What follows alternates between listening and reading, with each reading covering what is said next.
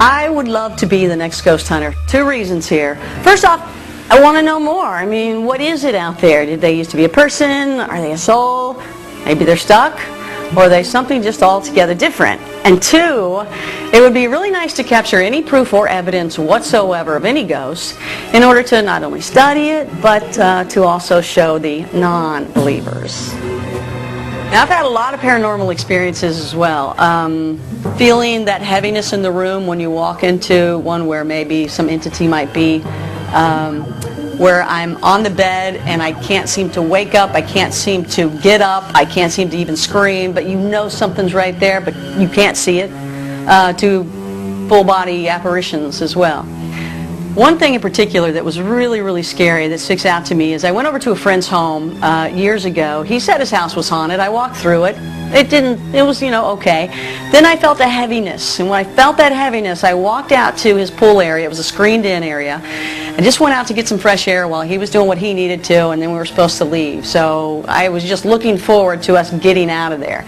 So as I was outside and looking outside of the screened-in lanai, I just felt like he walked up, and he was staring at me.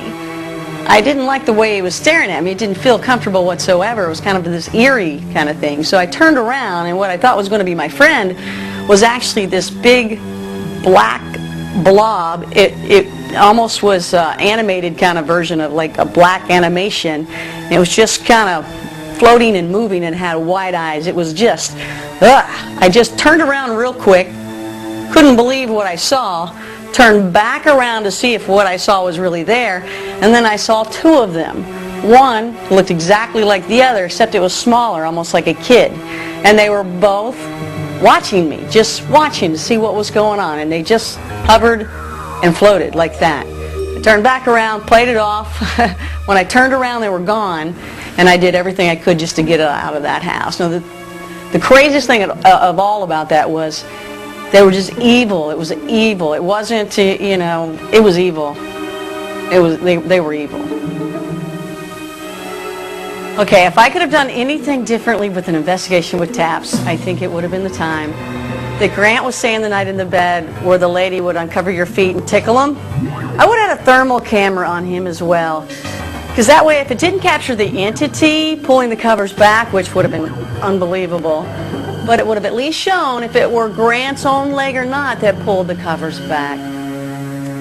By the way, that was about the creepiest sight I've ever seen. For a place to be haunted, there needs to be activity happening that's apparent to the people that occupy the space, and it affects their way of life. I think there's spaces out there that does have paranormal activity happening, but either the people are not sensitive to it, or the entities, they don't bother the occupants.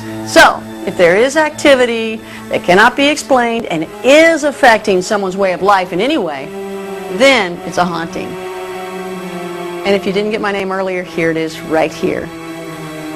Connie, Willis.